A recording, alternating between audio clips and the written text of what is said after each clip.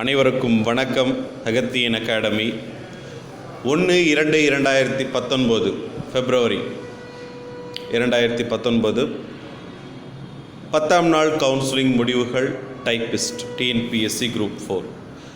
இன்றைக்கி கவுன்சிலிங் முடிவுகள் வெளியிடுவதற்கு முன்பாக ஒரு சில விஷயங்கள் நான் சொல்லிடுறேன். குறிப்பாக கலைவாணி மேடம் அவர்களுக்கு எங்களுடைய மனமார்ந்த வாழ்த்துக்கள். எங்கள் குழு சார்பில் உங்களுக்கு வாழ்த்துக்கள். என்னன்னு பார்த்தீங்கன்னா, MBC கேட்டகரியில் இருந்த அந்த ஒரே ஒரு சீட் இன்றைக்கி அவங்களுக்கு தான் கிடச்சிருக்கு. ஃபஸ்ட்டு டேபிளில் போயிருக்காங்க. இந்த மாதிரியான வேலைகள் அதாவது கிடைக்கக்கூடிய ஜாப் எப்படியாப்பட்ட ஜாப்னு பார்த்தீங்கன்னா, 10,000 ஒருத்தருக்கு கிடைச்ச ஒரு ஜாப் மாதிரி தான் உங்களுக்கு இந்த ஒரு பொக்கிஷம் மாதிரியான ஒரு விஷயம் இது. ஸோ இந்த பணியில் நீங்கள் டெடிகேஷனோட நல்ல முறையில் பணிபுரிந்து உங்களால் முடிந்தவரை ஏழை எளிய மக்களுக்கு உங்கள் சேவையை தருமாறு எங்கள் குழு சார்பில் பணிவன்புடன் கேட்டுக்கொள்கிறோம்.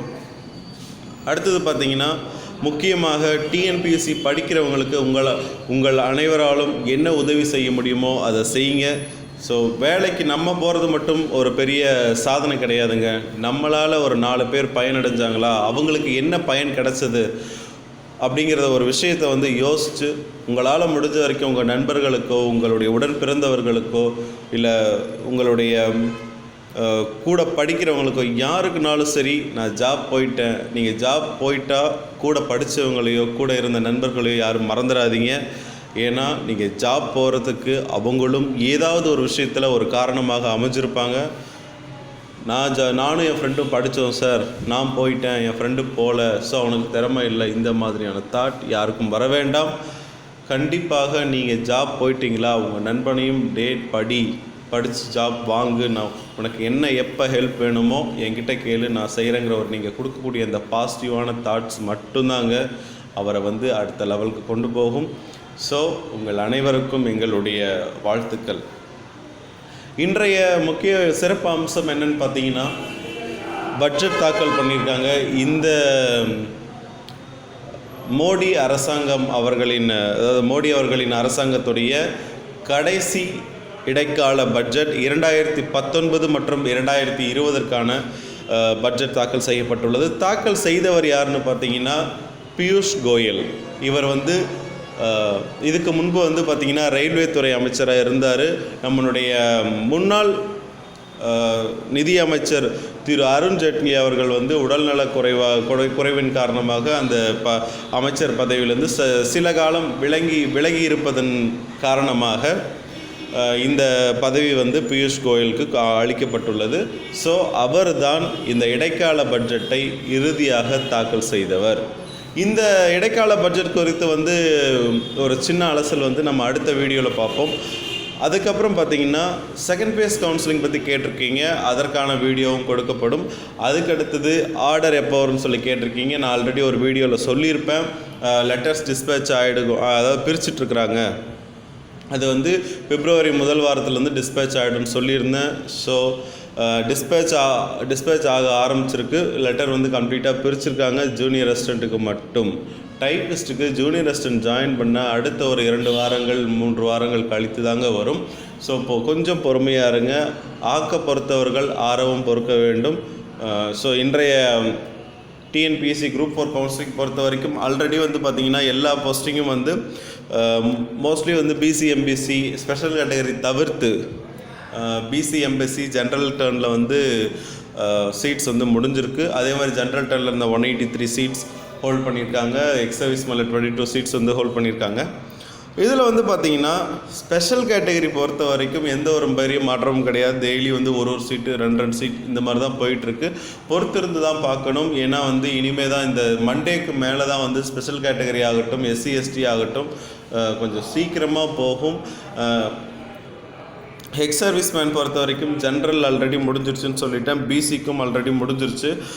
இவங்களுக்கு பார்த்திங்கன்னா PSTMலேயும் ஆல்ரெடி முடிஞ்சிருச்சு. ஸோ எக்ஸ் சர்வீஸ் மேனுக்கான கவுன்சிலிங் ரொம்ப குறைவு தான். அவங்களுக்கு SC ST SCA இந்த கேட்டகரியில் வரவங்களுக்கு மட்டும்தான் வாய்ப்புகள் மிக மிக அதிகம். அடுத்ததாக பார்த்தீங்கன்னா டிஸ்ட்ரிபியூட்டட் விடோ பொறுத்த வரைக்கும் பிசியில் இன்னும் 13 சீட் அப்படியே தாங்க இருக்குது. அடுத்தது பார்த்திங்கன்னா பிளைண்டு சேம் ஜென்ரலில் 11 சீட்டும், டெஃபுக்கு 5 சீட்டும் அப்படியே இருக்குது. ஆர்த்தோக்கு 3 சீட் ஃபில் ஆகிட்டு இன்னும் 1 சீட் இருக்குது பிசி கேட்டகரியில்.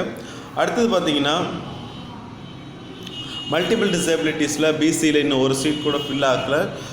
ஜென்ரல் பொறுத்த வரைக்கும் பார்த்திங்கன்னா ஸ்பெஷல் கேட்டகரியில் சீட் இன்னும் இருக்குங்க. அதனால் வந்து யாரும் பயப்பட வேண்டாம். டெஸ்டியூட்டட் விடோவுக்கு வந்து ஜென்ரல்லே கிடைப்பதற்கான வாய்ப்புகள் அதிகம்.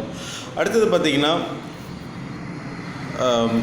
ஸ்பெஷல் கேட்டகரி பொறுத்த வரைக்கும் ஜென்ரல் டெஃபில் 4 சீட்டும், ஆர்த்தோவில் 5 சீட்டும், விமனுக்கு இன்னும் 23 சீட்டும், விமன் ஆர்த்தோக்கு 1 சீட்டும் இன்னும் அப்படியே தான் இருக்குது. பொறுத்து இருந்து பார்ப்போம் இனிமேல் கவுன்சிலிங் வந்து எந்த அளவுக்கு நடக்குது அப்படின்னு சொல்லிட்டு. ஸோ பிசி எம்பிசிக்கு நடந்த மாதிரி ஒரே நல்ல மாஸ் பீப்புள் வந்து போவாங்களா அப்படிங்கிறதும் நம்ம இனிமேல் பொறுத்து தான் எதிர்பார்க்க முடியும். ஆனால் எஸ்சிக்கு ஒரு சில எஸ்சி கேட்டகரியில் வர்றவங்களுக்கு சில ஒரு அதிர்ச்சியான விஷயம் என்னென்னு பார்த்தீங்கன்னா இன்றைக்கி மட்டும் 90 சீட் ஃபில்லாக இருக்குது. அதை வந்து நான் அடுத்த கட்டமாக சொல்கிறேன்.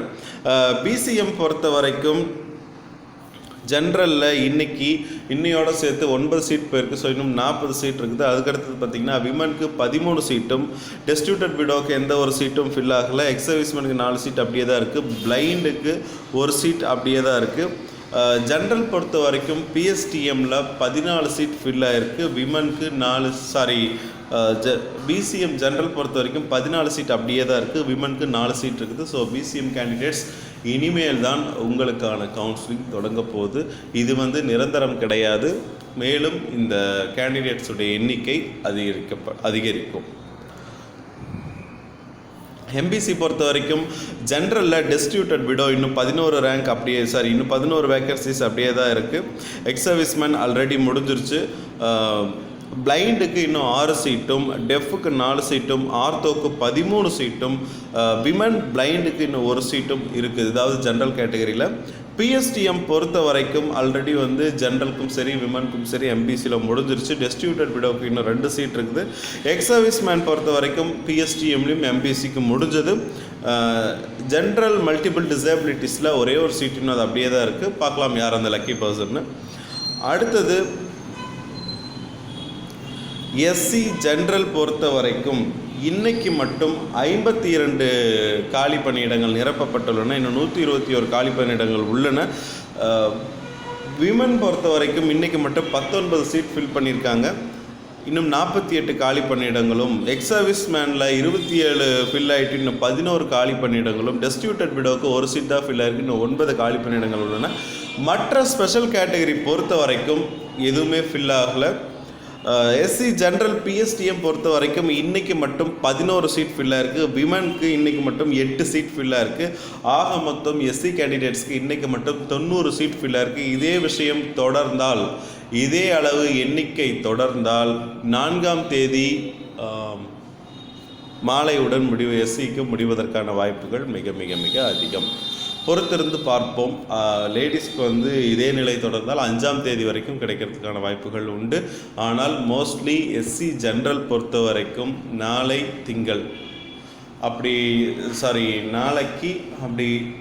இல்லைன்னா திங்கள், இந்த நாளை மற்றும் திங்கள் இந்த 2 நாளில் வந்து நிறைய வேக்கன்சிஸ் வந்து மோஸ்ட்லி ஃபில் ஆகிடும். இன்னும் 159 வேக்கன்சிஸ் எஸ்சி கேட்டகரியில் பெண்டிங் இருக்குது. அடுத்து பார்த்திங்கன்னா எஸ்டி பொறுத்த வரைக்கும் இது வரைக்கும் வந்து எந்த ஒரு வேக்கன்சிஸுமே ஃபில் ஆகலை. ஜென்ரல் ஆகட்டும் விமன் ஆகட்டும் எந்த வேக்கன்சியும் ஃபில் ஆகலை. எஸ்டி பிஎஸ்டிஎம் ஜென்ரலில் மட்டும் 3 சீட் மட்டும் இது வரைக்கும் ஃபில் ஆகிருக்கு. அவ்வளோதான். எஸ்டி கேண்டிடேட்ஸுக்கு கண்டிப்பாக பொறுத்திருந்து பார்ப்போம். கடைசி நாள் வரைக்கும் கூட வாய்ப்புகள் இருப்பதற்கு அறிகுறிகள் உண்டு. எஸ்சிஏ பொறுத்த வரைக்கும் இன்னைக்கு ஜென்ரலில் மட்டும் 6 சீட் ஃபில்லாக இருக்குது. விமனில் இன்னும் இன்னைக்கு 1 சீட் கூட ஃபில் ஆகலைங்க. ஸோ இன்னும் 11 வேக்கண்ட்டும், ஜென்ரலில் 34 வேக்கண்ட்டும் இருக்குது. எக்ஸ் சர்வீஸ் மேனில் டெஸ்டியூட்டட் விடோவில் இருந்த 1 சீட் ஆல்ரெடி அது ஃபில் ஆகிடுச்சு. எக்ஸ் சர்வீஸ் மேனுக்கு 2 சீட் இருந்துச்சு. அதில் ஒன்று ஃபில் ஆகிட்டு 1 சீட் மட்டும் வேக்கண்ட் இருக்குது. அதே மாதிரி எஸ்சிஏ பிளைண்டில் 1 சீட்டும், எஸ்சிஏ ஜென்ரல் பிஎஸ்டிஎம் பொறுத்த வரைக்கும் இன்றைக்கி மட்டும் 1 சீட் தான் போயிருக்கு. அதே மாதிரி விமனுக்கும் 1 சீட் போயிருக்கு. டெஸ்டியூட்டட் விடோவுக்கு ஆல்ரெடி வந்து 2 சீட் போயிருந்தது. இன்னும் 5 சீட் இருக்குது. எக்ஸ் சர்வீஸ் மேன் பிஎஸ்டிஎம் எஸ்சிஏல 2 சீட் போயிருக்கு. ஸோ இன்னும் எஸ்சிஏ கேட்டகரியில் 73 காலி பணியிடங்கள் உள்ளன. பொறுத்திருந்து பார்ப்போம். இன்றளவு மட்டும் நிரப்பப்பட்ட காலி பணியிடங்கள் 3194 காலி பணியிடங்கள் நிரப்பப்பட்டுள்ளன. பொறுத்திருந்து பார்ப்போம். நாங்கள் சொன்ன அளவு தான் எஸ்சிக்கு மோஸ்ட்லி வாய்ப்புகள் உண்டு. ஆர்டர் குறித்த வீடியோ மற்றும் செகண்ட் பேஸ் கவுன்சிலிங் குறித்த வீடியோ நிறைய நண்பர்கள் கேட்டிருக்கீங்க சார். நிறைய சேனல்ஸ் போட்டுட்ருக்காங்க. அதாவது 3 கவுன்சிலிங் முடிஞ்ச பிறகு தான் ஆர்டர் வருமா அப்படின்னு சிலர் கேட்டிருக்கீங்க. ஒரு சில சேனல்ஸில் சார் செகண்ட் பேஸ் கவுன்சிலிங்கே வராது, இந்த வேக்கன்சிஸ் பார்த்திங்கன்னா அடுத்த குரூப் 4 எக்ஸாமுக்கு ஷிஃப்ட் அதாவது மாற்றிடுவாங்களா, அந்த குரூப் 4 வேக்கன்சிஸில் ஆட் பண்ணிவிடுவாங்கன்னு சொல்லி கேட்டிருக்கீங்க. ஒன்று மட்டும் சொல்கிறேன், இந்த குரூப் 4க்குன்னு ஒதுக்கப்பட்ட காலி பணியிடங்கள் இந்த குரூப் 4லேயே தான் நிரப்பப்படும். அது ஒரு பல்வேறு கட்டங்களாக நடத்தப்படும். எப்படின்னு பார்த்தீங்கன்னா, 2வது second base, 3rd base, 4th base வரைக்கும் இந்த மாதிரி பிரித்து தான் ஃபில் பண்ணுவாங்க. சொல்லப்போனால் 2014 நடந்த குரூப் 4உடைய கவுன்சிலிங் மட்டும் 6 பேஸ் நடத்தியிருக்காங்க.